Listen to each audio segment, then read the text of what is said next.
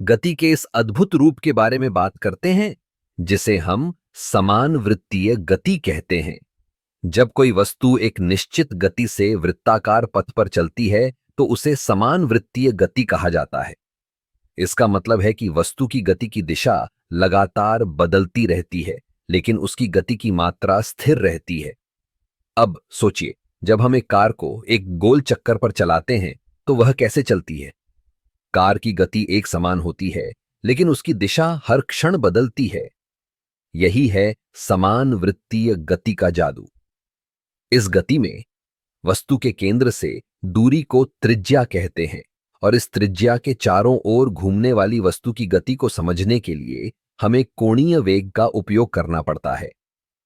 कोणीय वेग हमें बताता है कि वस्तु कितनी तेजी से एक पूर्ण चक्कर लगाती है। इसे हम रेडियन प्रति सेकंड में मापते हैं। अगर हम इसे समझें तो मान लीजिए कि एक वस्तु एक चक्कर लगाने में 2 सेकंड लेती है, तो उसका कोणीय वेग होगा p रेडियन प्रति सेकंड। अब जब हम बात करते हैं बल की, तो समान वृत्तीय गति में एक महत्वपूर्ण बल होता है जिसे केंद्राभिमुख बल कहते हैं। यह बल हमेशा केंद्र की ओर होता है और यह वस्तु को अपने पथ पर बनाए रखने में मदद करता है। अगर यह बल न हो तो वस्तु सीधी रेखा में चलने लगेगी। उदाहरण के लिए, जब हम एक बॉल को एक रस्सी से घुमाते हैं तो बॉल पर जो बल लगता है वह केंद्राभिमुख बल है। अगर रस्सी टूट जाए तो बॉल सीधी रेखा में चली जाएगी। समान वृत्तीय गति का एक और दिलचस्प पहलू है गति की ऊर्जा।